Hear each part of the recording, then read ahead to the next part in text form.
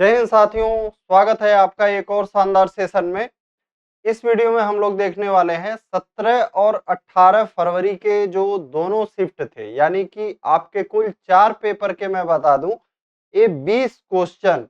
इन 20 question पे शायद ही किसी ने ऐसा विश्लेषण किया होगा जैसा मैं आपको बता रहा हूं। इन क्वेश्चंस को करने के लिए आपको कौन से चैप्टर अच्छे होने चाहिए, सबसे पहले आप ये जान लीजिए कि आपके कौन से जो चैप्टर हैं वो अच्छे होने चाहिए। तो देखिए, सबसे पहले आपके चैप्टर कौन अच्छे होने चाहिए मैं बता दूं यहाँ पे फ्रेंड्स, कि आपका एक तो एवरेज अच्छा होना चाहिए। आप मैक्सिमम क्वेश्चन देखेंगे जो पाई चार्ट या ग्राफ इन सब चीज के होते हैं, एवरेज से रिलेटेड क्वेश्चन पूछे जाते हैं और परसेंटेज से। यहाँ पे आपके दो चीजों से जो है प्रश्न बनते हैं, और जोड़ घटाना गुणा भाग तो ये तो आपको हर जगह प्रयोग होता है। ये तो आप तो कोई चैप्टर लगाएंगे, जोड़ घटाना गुणा भाग ये सब चीजें तो प्रयोग होंगी ही होंगी। यानी इसका मतलब क्या हुआ, अगर आप एवरेज और परसेंटेज को अच्छा करोगे तो परसेंटेज को अच्छा करोगे तो आपका प्रॉफिट एंड लॉस अच्छा होगा। परसेंटेज अच्छा करोगे तो आपका simple interest and compound interest भी अच्छा होगा, क्योंकि वहां भी परसेंटेज की बात की गई होती है। परसेंटेज अच्छा करोगे तो आपका डिस्काउंट चैप्टर जो है प्रॉफिट एंड लॉस के साथ में ही है, वो भी अच्छा होगा। इसका मतलब क्या हो गया, अगर आप इन दो चैप्टर को अच्छा कर लेते हो तो आपके 5 क्वेश्चन जो पाई चार्ट वाले हैं ये तो अच्छे होंगे ही, साथ में एक क्वेश्चन इससे पूछा जाता है, एक क्वेश्चन इससे, यानी कि 2 क्वेश्चन।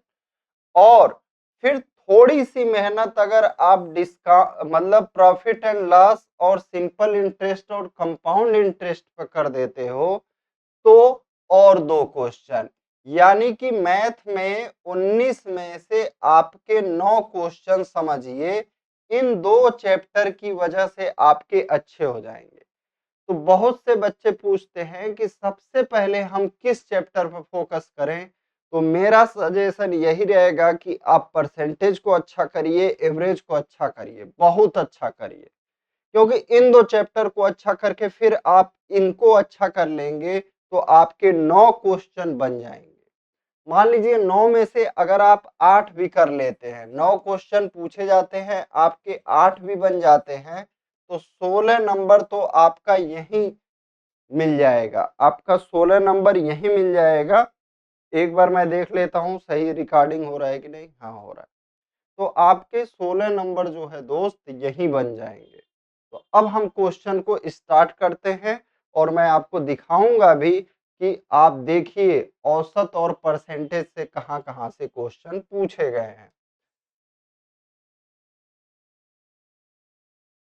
और ये जो किताब में भी आपके गलत आंसर हो सकते हैं, ठीक है, ये चीज भी मैं दिखाऊंगा।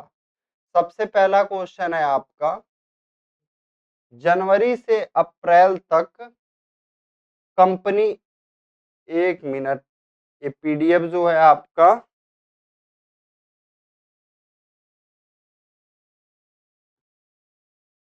ये पीडीएफ मैं फिर से इसको डालता हूँ, ठीक है। इसमें लिखा हुआ जो है आ गया है, तो इसको हम लोग बंद कर देते हैं और ज्यादा समय नहीं लगेगा, बस 1 मिनट का समय, 1 मिनट का बस समय दीजिए, हो जाएगा।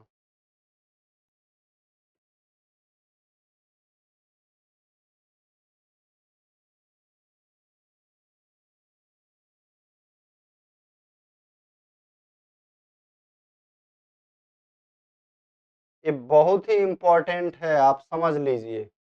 जो चीजें मैं बता रहा हूँ आपको, अगर आप चीजों को रिसर्च करके आएंगे, ठीक है, एग्जाम पढ़ने से, बहुत पढ़ने से ये नहीं है कि आपको चीजें पता चल जाएंगी। जब आप उन चीजों पर रिसर्च करेंगे, दिमाग लगाएंगे कि कहाँ से क्या है, तब अच्छा होगा।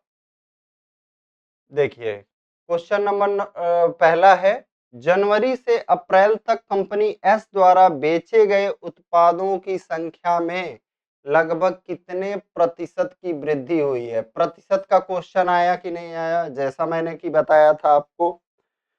तो क्या कह रहा है, जनवरी से अप्रैल तक। तो मैं बार बार चार्ट पे नहीं जाऊंगा, मैं बता देता हूं जनवरी में क्या है और किस कंपनी का, कंपनी एस का।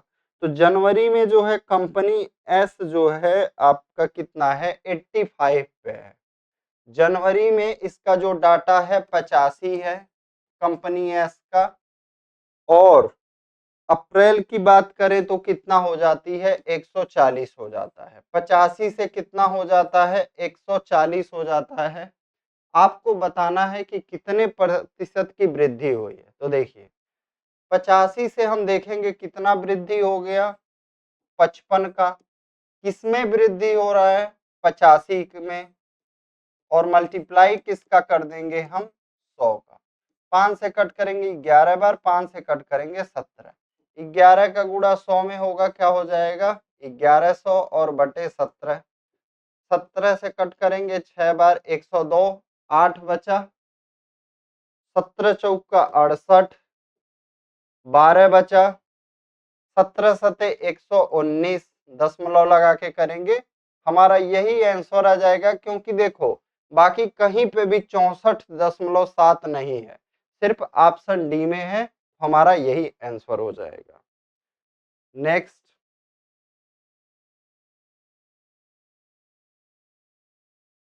कह रहा है जनवरी और मई में, पहले क्वेश्चन देख लीजिए, कब कब का कह रहा है, जनवरी और मई में मिलाकर कंपनी क्यू द्वारा बेचे गए उत्पादों की कुल संख्या और समान महीनों में मिलाकर कंपनी आर द्वारा बेचे गए उत्पादों की कुल संख्या के बीच कितना अंतर है। कितना आसान सा प्रश्न है। क्या कह रहा है, क्यू का देखना है किस महीने का, जनवरी और मई का। तो हम यहाँ क्यू का डाटा लिखते हैं। जनवरी का 80 है, मई का 120 है। क्या है, जनवरी का 80 है, मई का 120 है, यानी टोटल कितना हो गया, 200।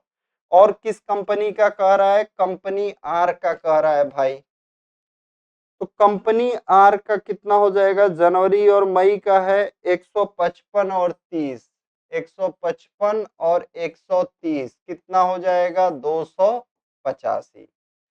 आपको बस इनका अंतर बताना है, यानी कि 285 में से आप 200 घटा देंगे, इनका अंतर कितना आ जाएगा, 85। ऑप्शन क्या हो जाएगा आपका, डी। अब कर है, मार्च अप्रैल और मई में मिलाकर कंपनी टी द्वारा बेचे गए उत्पादों की कुल संख्या में से 32% माइल्ड स्टील से बने थे।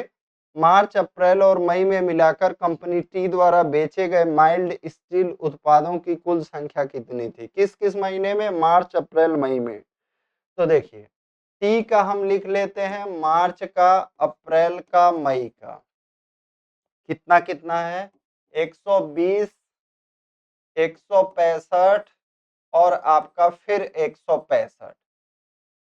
अब कह रहा है ये जो टोटल है आपका, इसका टोटल निकालेंगे कितना हो जाए, 165 का 2 गुना 330, 330 में 120 जोड़ेंगे कितना हो जाएगा, 450। इस 450 का 32% माइल्ड स्टील से बना है। तो 450 का 32% निकाल लेंगे, 450 गुणे 32 बटे 100। 50 से कट करेंगे 2 बार, 50 से कट करेंगे 9 बार, 2 से कट करेंगे 16, 16 और 9 का गुणा करेंगे आप, क्या आ जाएगा आपका आंसर, 144। क्या आ जाएगा, 144। यहाँ पे भी देखिए परसेंटेज का ही खेल था। आगे बढ़ते हैं, ऑप्शन दूसरा सही हो जाएगा। कर फरवरी में कंपनी पी, एस और टी द्वारा बेचे गए उत्पादों की औसत संख्या। देखिए मैंने जो बताया था दोस्त, एवरेज की बात किया था, वही बात आया। किसका किसका, पी, एस और टी का, पी, एस और टी का। किस महीने में, फरवरी महीने में। फरवरी में पी का कितना है, 155 है। एस का कितना है, 110 है। टी का कितना है 90 है। अब आप क्या करिए 110 में 90 जोड़ेंगे 200, 200 में 155 जोड़ेंगे कितना हो जाएगा 355, 355 में 3 से भाग देंगे क्या आ जाएगा 118, फिर आपका दशमलव में 16 इस तरह से आएगा। तो हमारा आंसर क्या हो जाएगा, ऑप्शन ए जो है हमारा आंसर हो जाएगा। कह रहा है मार्च में कंपनी पी और आर द्वारा बेचे गए उत्पादों की कुल संख्या का अप्रैल में उन्हीं कंपनियों द्वारा यानी पी और आर द्वारा ही उत्पादों की कुल संख्या में अनुपात क्या है, यानी मार्च का किसका किसका, पी और आर का। तो मार्च में पी और आर का और अप्रैल में पी और आर का डाटा क्या है उसको लिख लिया जाए। मार्च में पी का है 180, आर का है 115, 180 और 115 है। अप्रैल में पी का 160 है और आर का है 240। आपको कह रहा है कि इन दोनों का अनुपात बताइए। तो देखिए 180 में 115 जोड़ेंगे कितना आ जाएगा आपका 295, 160 में 240 जोड़ेंगे कितना आ जाएगा 400। इसका अनुपात छोटा से छोटा करिए 5 से,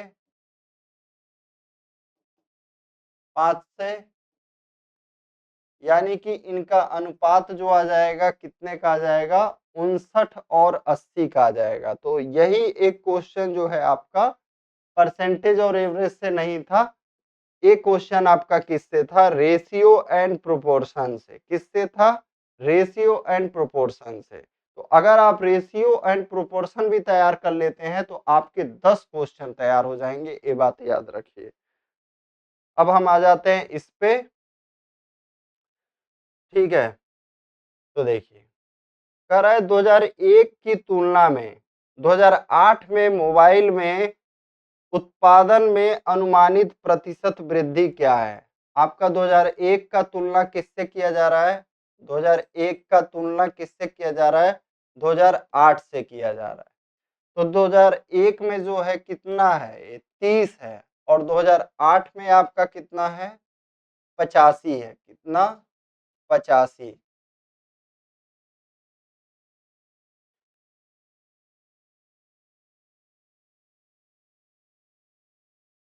85 ही लिया है कि कितना लिया है देख लेते हैं। हाँ चलिए अब हम इसको क्या करते हैं 85 ले लेते हैं। तो कितना 30 से कितना हो जा रहा है 85 हो जा रहा है, यानी कितनी की वृद्धि हुई 55 की, और नीचे कितना 30 और एक गुणे आपका 100, जीरो से जीरो, 55 का 10 में 550 बटे 3, 3 से कट करेंगे एक बार, फिर आपका 2 बचा, 3 आठे 24, एक बचेगा, फिर 3 त्रिका 9, इस तरह से हो जाएगा लगभग लगभग। तो हमारा क्या आंसर हो जाएगा 183.33%, ऑप्शन डी हमारा सही हो जाएगा। तो यहाँ पे भी देखिए क्वेश्चन आपका किससे है, प्रतिशत वृद्धि से है। दिए गए वर्षों में से कितने वर्षों में मोबाइल का उत्पादन दिए गए वर्षों के औसत उत्पादन से अधिक था। क्या कह रहा है, ये जो आपका चार्ट दिया गया है, ठीक है, इसमें कह रहा है कितने वर्षों का जो मोबाइल का उत्पादन है इन सभी के एवरेज से अधिक है। तो सबसे पहले हमें क्या इनका लिखना होगा, तो इसको क्या लिख लेंगे 30 लिख लेंगे। और यहाँ पे देखो इसको जो है किताब में 45 माना है तो हम लोग भी 45 मान लेते हैं, क्या करें क्यों, लेकिन वैसे देखने में तो ये आधा लग रहा है, लेकिन यहाँ पे इसको जो है 55 माना है, ठीक है, नहीं सॉरी 50 माना है, इसको माना है 65, इसको 50 माना है तो इसको 45 मानना पड़ेगा, इसको माना है 70, इसको माना है उसने कितना 55, इसको माना है कितना 80, इसको माना गया है 85। अब हम क्या करेंगे, इन सभी को जोड़ेंगे। क्या करेंगे, सभी को जोड़ के औसत निकालेंगे। तो जोड़ते हैं, पहले 5 वाले को जोड़ लिया करिए हमेशा। 45 और 65 जोड़ेंगे 110। 110 में आप क्या करिए, 85 जोड़ेंगे 195। 195 5 200 में 50, 250 हो गया। 250 में 50 जोड़ दीजिए, आपका 300 हो गया। 300 में 80 और 70 जोड़ेंगे, 450 हो गया। और ये 30 जोड़ देंगे तो 480 हो गया। कितना हो गया, 480 इनका जोड़ हो गया। अब 1 2 3 4 5 6 7 8 कितने हैं, 8। 8 से भाग दे दीजिए, कितना आ जाएगा, 60। अब देखिए, अब आपको यही बताना है कितनी कंपनियों का उत्पादन एक वर्ष में 60 से अधिक है। तो देखो, ए कितना है, 65, ए कितना है, 70, ए 80, ए 85, यानी 4 कंपनियों का अधिक है। कितनी कंपनियों का, 4 कंपनियों का।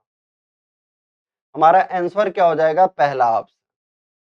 कह रहा है किस वर्ष में पिछले वर्ष की तुलना में उत्पादन में प्रतिशत वृद्धि अधिकतम थी। तो ऑप्शन में क्या क्या है, 2007, 2005, 2002, 2003। ये ऑप्शन ए यहाँ पे दिया था, लेकिन ऑप्शन ए गलत है। मैं अभी दिखा रहा हूँ कैसे, देखना। हम लोग पहले ऑप्शन देख लो, 2002, 2003, 2005, 2007। इन्हीं वर्षों का चेक करेंगे, ठीक है, बाकी का नहीं चेक करेंगे। कौन कौन से ईयर हैं आपके, 2002, 2003, 2005, 2007। तो पहले इनका नंबर लिखना पड़ेगा, ठीक है। यहाँ पे कितना है, 2001 में आपका 30 है, और इसको कितना लिया था हम लोगों ने, 45 लिया था, ठीक है। उसके बाद 2003 वाले को क्या लिया गया था, 65 लिया गया था, ठीक है। फिर 2004 वाले को क्या लिया गया था, 50 लिया गया था। इसको कितना लिया गया था, 70 लिया गया था। इसके बाद इसको कितना लिया गया था, 55, और इसको 80। अब इसी पे हम सॉल्व करेंगे। देखो, जब आप 2002 में देखेंगे कितना परसेंटेज वृद्धि हुआ, तो ये 30 से कितना हो जा रहा है, 45 हो जा रहा है। यानी 15 बटे आपका कितना, 30 से ही तो बढ़ा है, 30 से 45 हुआ। 2002 का आप देख रहे हैं, गुणे क्या करेंगे, 100। 15 से कट करेंगे 2 बार, 2 से कट करेंगे आपका 50%। यानी कि 2002 में आपकी वृद्धि जो हुई वो कितनी है, 50%। अब 2003 में कितनी वृद्धि हुई, 45 से हो रहा है 65, यानी 20 बटे 45 और गुणे आपका कितना, 100। 5 से 4 बार, 5 से 9 बार, 400 बटे 9 करेंगे। 9 चौक 36, 9 चौक 36, ऐसे करते जाएंगे, चलते चलते जाएगा, एक क्रम चलते चला जाएगा। यानी यहाँ पे आप लिख सकते हैं 44.44। अब आ जाते हैं हम किस पे, 2005 पे आ जाते हैं। देख ले एक बार, चालू है ना, सब कुछ सही है, हाँ।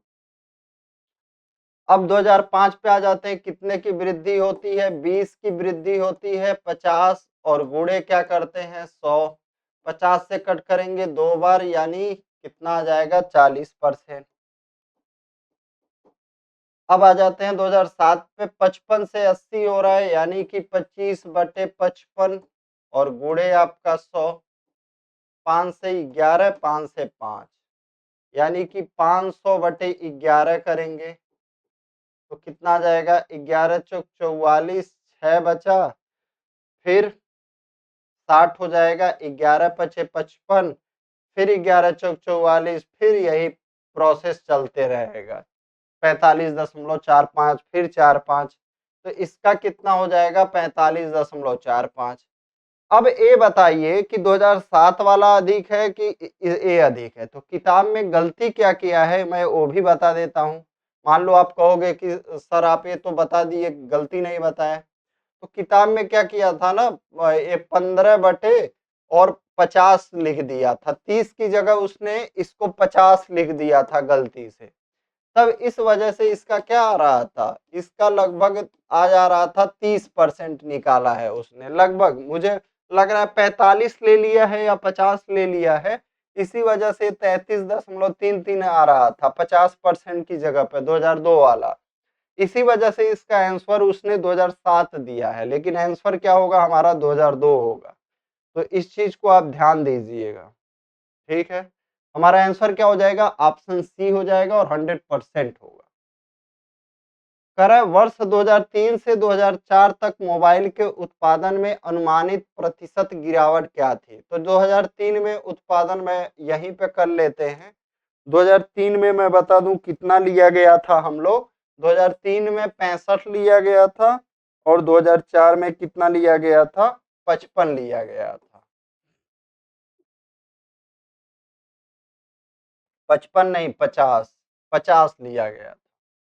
2004 में 50 लिया गया था। अब देखिए कितना गिरावट हो रहा है, 15 रुपए का। मान लो 65 से 50 हुआ 15 का, और एक गिरावट किस में हो रहा है, 65 में। गुणे क्या कर देंगे 100, 5 से कट करेंगे 3 बार, 5 से कट करेंगे 13, यानी हमारा क्या आ जाएगा 300 और बटे 13। 13 से कट करेंगे 13 दूनी 26, 13 तिया 39, यानी कि लगभग 23%। ऑप्शन क्या हो जाएगा हमारा, ऑप्शन जो हो जाएगा डी। अगला कर 2005 और 2006 का औसत उत्पादन निम्नलिखित में से किस वर्षों के जोड़ों के औसत उत्पादन के बिल्कुल बराबर था। तो फ्रेंड्स मैं बता दूं, जब ये 2 वर्ष का औसत बोले और ये 2 वर्ष का औसत बोले तो आप भागो कुछ मत देना, औसत निकालना नहीं, बस इनका जोड़ कर लो और देखो किसका जोड़ बराबर है इसके। तो 2 वर्षों का जिसका जोड़ बराबर होगा उसका औसत भी बराबर हो जाएगा। तो हम करते हैं 2005 का कितना लिया गया था मैं बता दूं। 2005 का लिया गया था हम लोग 70 लिया गया था, और 2006 का कितना लिया गया था, 2006 का लिया गया था 55। तो 70 और 55 कितना हो जाएगा आपका, सॉरी 55 है, 70 और 55 कितना हो जाएगा 125। आप बस यही देख लीजिए किन 2 वर्षों का टोटल 125 आएगा। तो 2002 का कितना है, 2002 का हम लोग लिया गया है 45, 2002 का 45 लिया गया है। 2007 का कितना लिया गया है, 80 लिया गया है। तो 80 और 45 जोड़ोगे इसी का आ जाएगा 125, और यही आंसर भी हो जाएगा। आपको औसत निकालने की यहाँ पे जरूरत ही नहीं है, समय वेस्ट क्यों करना एग्जाम में।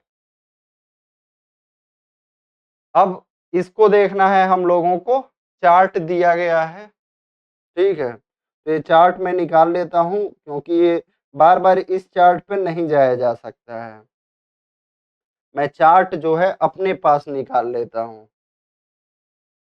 और मैं लिख दिया करूंगा। कर दिए गए वर्षों के दौरान राज्य डी से उपस्थित होने वाले उम्मीदवारों का औसत क्या है। ठीक है, डी राज्य से कह रहा है उपस्थित होने वाले उम्मीदवारों का औसत। तो देखो 2001 में मैं लिख दूं, थोड़ा इसको ऊपर करते हैं, यहां पे मैं लिख देता हूं। देखिए 2001 में डी राज्य से कितने थे, 2001 की बात करें तो 8000। इसी तरह 2002 की बात करें तो डी राज्य से कितने थे, 9600। 2003 की बात करें तो कितना था, 8600। 2004 की बात करें तो कितना था, 9800। 2005 की बात करें तो कितना था, 8900। इसी को आपको जोड़ के और 5 से भाग देना है, क्योंकि 5 वर्ष है, औसत आपसे पूछा है तो 5 का भाग देना है। तो 0 0 6 6 12 8 20 5 25 को 5 2 बचा, 8 2 10 9 19 7 19 8 27 27 9 आपका 36 और 8 44। 5 से भाग देना है, 5 बटे 40, 5 9 45। आपका आंसर क्या आना चाहिए, कहीं गलती हुआ है, 8980 आएगा, कहीं पे मैंने जोड़ने में गलती की है। कहाँ गलती की है, ये 8900 है, मैंने लिखा है 8500। तो अब 400 और जोड़ दीजिए इसमें, यानी 44,900 जब करेंगे तो ये 400 बढ़ जाएगा और ये 89,180 आ जाएगा। मैंने यहाँ पे लिखने में गलती कर दी है दोस्त, ये आपका क्या हो जाएगा, 8500 नहीं होगा, 8900 है। ठीक है, आपका ऑप्शन सी हो जाएगा। कह रहा है 2003 में सभी 5 राज्यों में उपस्थित उम्मीदवारों की कुल संख्या में उत्तीर्ण उम्मीदवारों की कुल संख्या का अनुमानित प्रतिशत कितना है। ठीक है, 2003 की बात कर रहा है तो 2003 का वर्ष मैंने निकाल लिया। 5 राज्यों में उपस्थित उम्मीदवार की कुल संख्या में उत्तीर्ण उम्मीदवारों की कुल संख्या का अनुमानित प्रतिशत कितना है। तो देखो, पहले उपस्थित वाला मैं बता दूं कितना है, और ऊपर में और गुणे यहाँ 100 कर दिया जाएगा। तो सबसे पहले उपस्थित लिख देता हूं, 7200 प्लस 8400 प्लस 7600 प्लस 8600 प्लस 9600। ये क्या है, उपस्थित हो गए। और उत्तीर्ण कितने हैं उसको भी लिख लीजिए, 900 प्लस 950 प्लस 860 प्लस 1000 और 1300 को डायरेक्ट में लिख देता हूं 2300। अब इनको जोड़ते हैं, 0 0 0 0 0 6 5 11 को 1 1 बचा, 3 1 4 8 12 9 21 9 30 को 0 3 बचा, 3 2 5, कितना हो गया, 5010 हो गया। अब नीचे वाला जोड़ लीजिए और गुणा किसका होगा, 100 का। तो लास्ट में सभी में 2 जीरो है तो 2 जीरो लिख दीजिए। 6 6 12 6 18 4 22 2 24 को 4 2 बचा, 9 2 11 8 19 7 26 8 34 और 7 41। अब इस डबल जीरो से इस डबल जीरो को काट देंगे।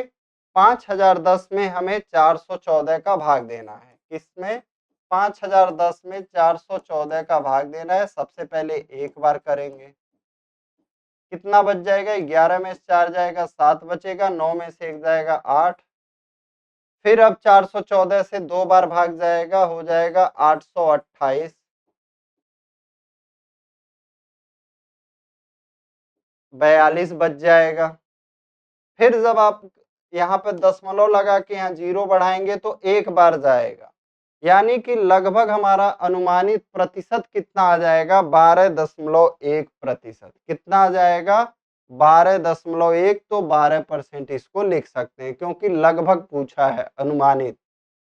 अब कह रहा है 2001 में सभी राज्यों से उत्तीर्ण उम्मीदवारों की कुल संख्या, 2002 में सभी राज्यों से उत्तीर्ण उम्मीदवारों की कुल संख्या का लगभग कितना प्रतिशत है।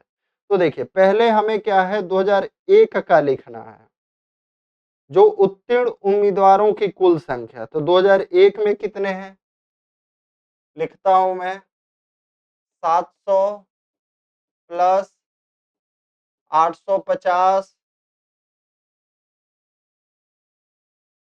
Plus 750 plus 960 plus 860। और अब 2002 वाला लिखता हूं नीचे। 2002 वाला नीचे क्यों लिखेंगे, क्योंकि 2002 का परसेंटेज पूछ रहा है, 2002 की तुलना में।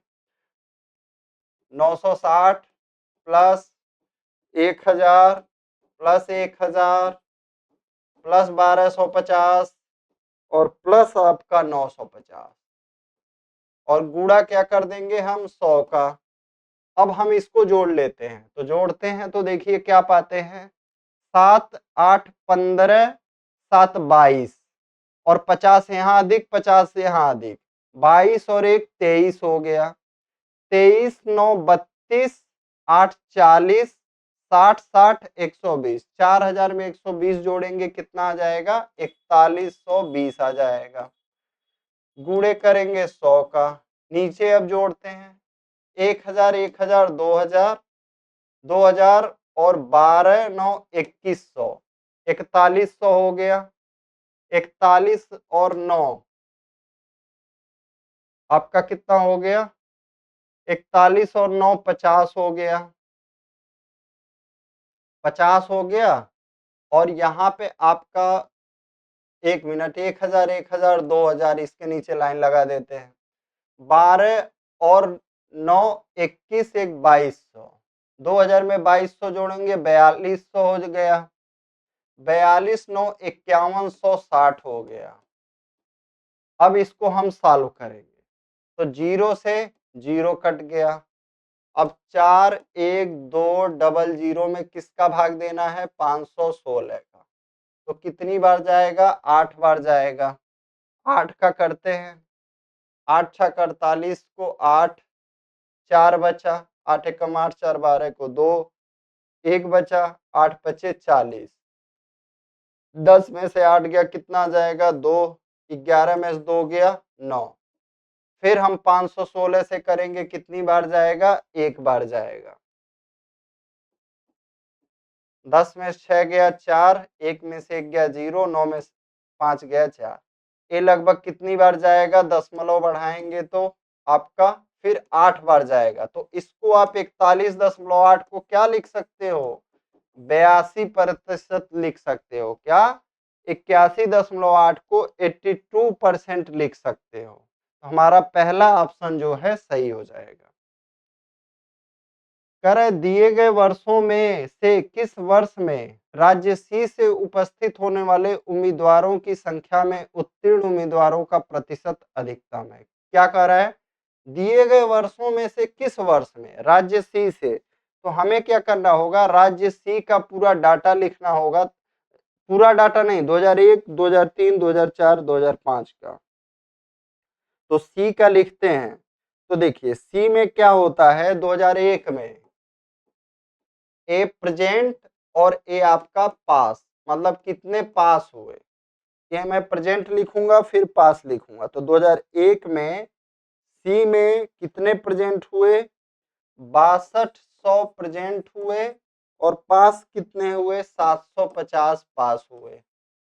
फिर 2003 क्या लिख लेते हैं, 2003 में क्या स्थिति है 2003 का 7600 और बच्चे कितने पास हुए 860 पास हुए। 2004 का लिख लेते हैं, 2004 का सी का 8550 और बच्चे कितने पास हुए 1000। फिर 2005 का लिख लेते हैं, 2005 का 9700 और बच्चे कितने पास हुए हैं 1200। अब हम क्या है हमको बताना है दिए गए वर्षों में से किस वर्ष में राज्य सी से उपस्थित होने वाले उम्मीदवारों की संख्या में उत्तीर्ण उम्मीदवारों का प्रतिशत अधिकतम है।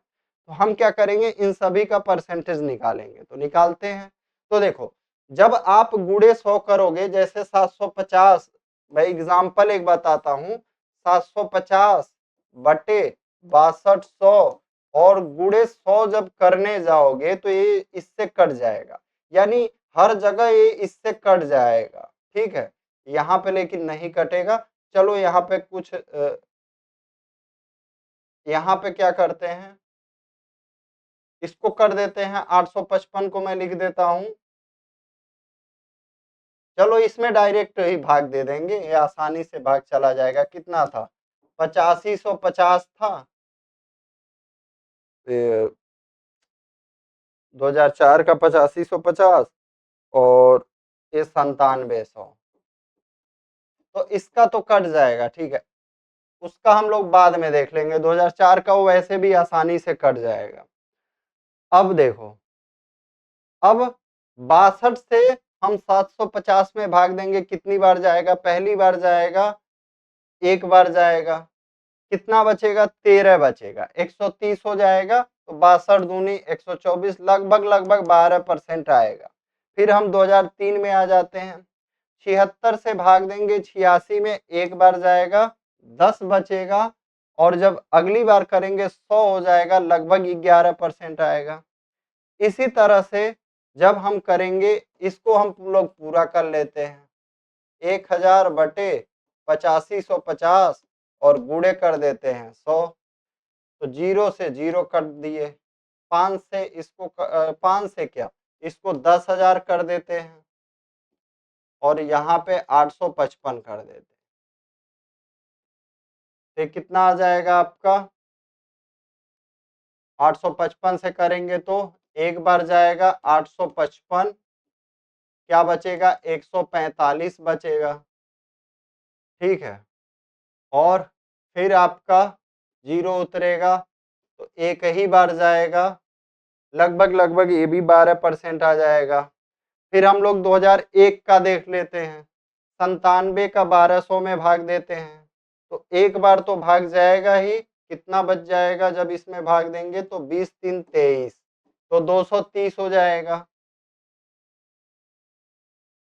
अधिकतम 97 से फिर भाग देंगे तो ये आपका 12 बार पूरी तरह गया और फिर आपका कुछ बार भाग जाएगा, यानी 12 दशमलव कुछ करके सिर्फ किस में आ रहा है, 2005 वाले में आ रहा है। तो यही हमारा आंसर हो जाएगा, क्या, यही हमारा आंसर हो जाएगा। क्यों, क्योंकि इसी में सबसे ज्यादा आ रहा है, इसी में सबसे ज्यादा आ रहा है। अगला कह रहा है सभी वर्षों के दौरान राज्य बी से उपस्थित होने वाले उम्मीदवारों के लिए, सभी वर्षों के लिए राज्य बी से उत्तीर्ण उम्मीदवारों का अनुमानित प्रतिशत कितना है। अब राज्य बी का तुलना किया जा रहा है तो राज्य बी का हम लोग निकाल लेते हैं। तो राज्य बी में देखिए कितने उत्तीर्ण हैं, तो राज्य बी में उत्तीर्ण जो है कितने हैं 850, फिर आपका 1000 प्लस 950 प्लस 950 और 1000 और गुणे यहाँ कर देंगे 100। अब बी वाले में आपका उपस्थित कितने हैं देखिए, 7500 प्लस 9200 प्लस 8400 9500 8600, 8400 प्लस 9500 प्लस 8600। अब हम इनको क्या करेंगे, जोड़ेंगे। तो जोड़ते हैं तो देखिए अब 80 80 160 और 6 4 10, यानी एक इन दोनों को हमने जोड़ा तो कितना हो गया 170, यानी कि 17,000 हो गया, 17,000। और फिर हम किसको ले लेते हैं 7500 और 9500 को लेंगे तो फिर ये भी आपके भी 17,000 होंगे, यानी कि इनको भी मिला लिए तो कितना हो गया 34,000।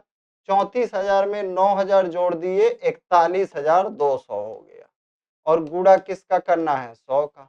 अब ऊपर वाले को जोड़ते हैं तो देखो 9 9 1800 और 50 50 1900, 19 8 2750 3750 4750, डबल जीरो से डबल जीरो काट दीजिए, 4750 में हम 412 का भाग देंगे, किसका भाग देंगे 412 का, एक बार जाएगा 5 में से 2 गया 3, 7 में से 1 गया 6, फिर एक बार जाएगा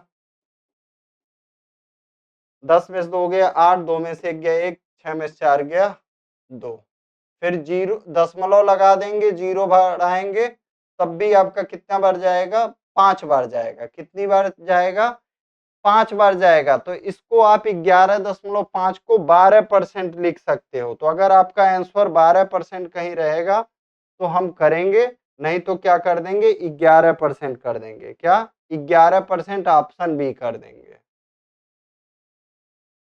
अगला क्वेश्चन देखिए, इस पे आपका बेस्ड है, ठीक है।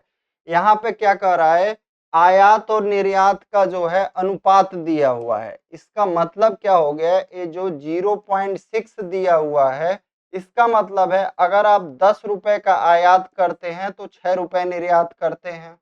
थोड़ा छोटा लिखता हूं मैं, 10 का आयात 6 का निर्यात, 10 का आयात 8 का निर्यात, 10 का आयात 3 का निर्यात, 12 का आयात 10 का निर्यात, 15 का आयात 10 का निर्यात, 10 का आयात 9 का निर्यात, 16 का आयात और 10 का निर्यात। इस तरह से आप समझिएगा, ये जो है इनका अनुपात दिया हुआ है। क्या दिया हुआ है? अनुपात दिया हुआ है। एक्चुअल वैल्यू, वास्तविक वैल्यू नहीं दी हुई है। कह रहा है किस वर्ष में कंपनी के निर्यात के अनुपात में आयात न्यूनतम था। मतलब निर्यात और के तुलना में आयात जो है न्यूनतम था, सबसे कम।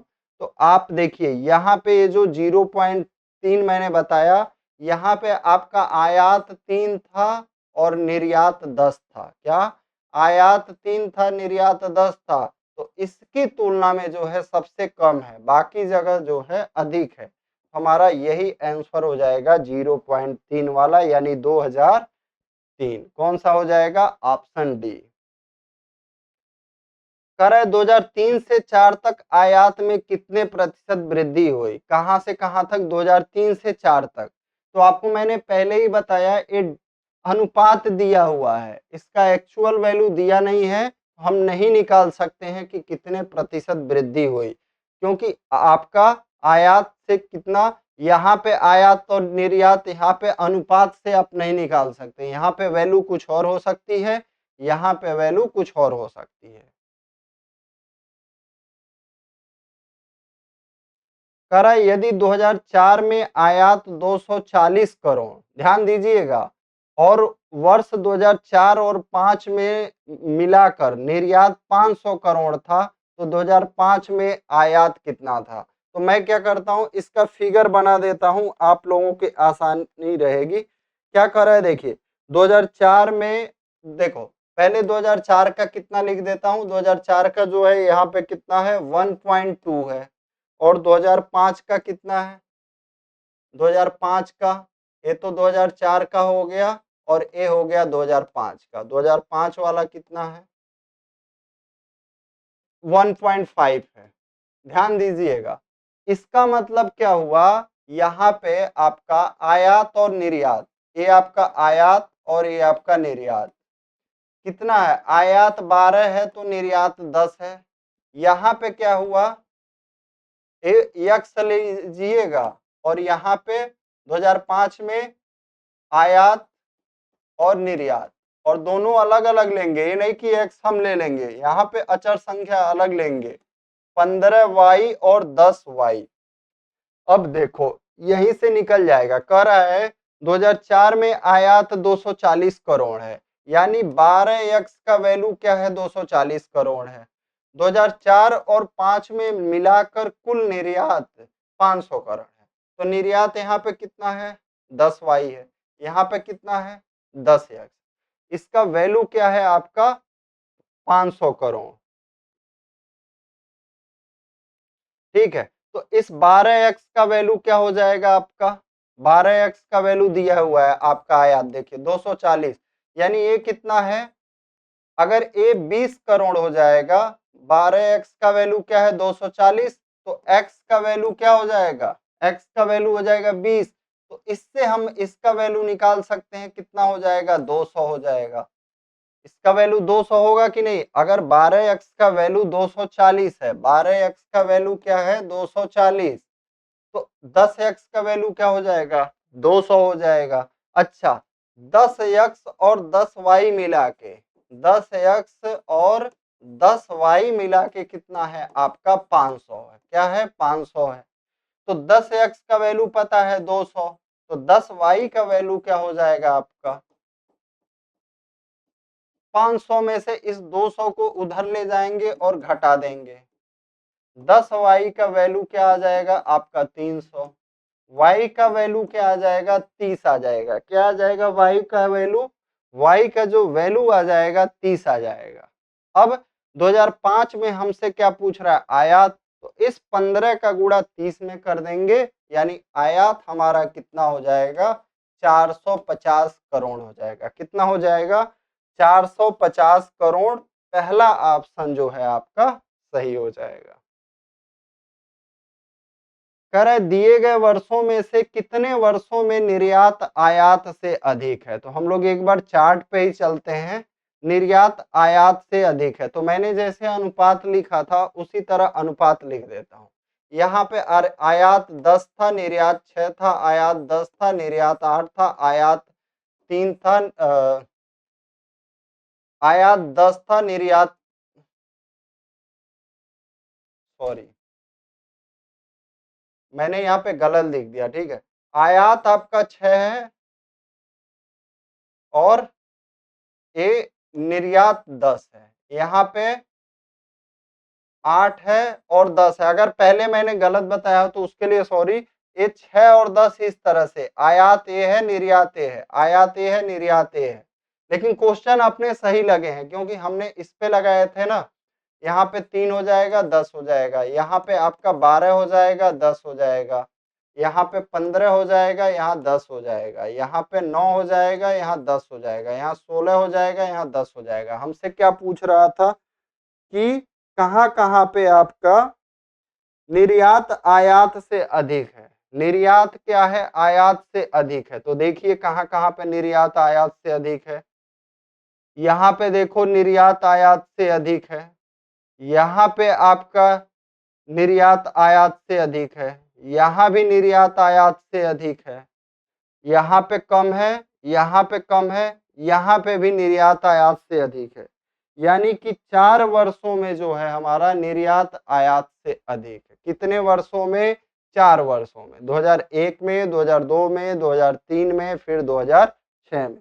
अच्छा, इसके पहले जो क्वेश्चन लगाया था वो 2004 और 2005 का था। इसका वैल्यू हम लोग सही रखे थे, लेकिन 2003 से 2004 तक आयात में कितने प्रतिशत हो, तो डेटा का वो था और ए न्यूनतम वाला, ए भी सही था हमारा कि 0.3 ही होगा, ठीक है। ये 3 और 10 था, 3 और 10 था, ठीक है। मतलब पूछा था उसमें निर्यात के अनुपात में आयात न्यूनतम है, तो यही जो है न्यूनतम था।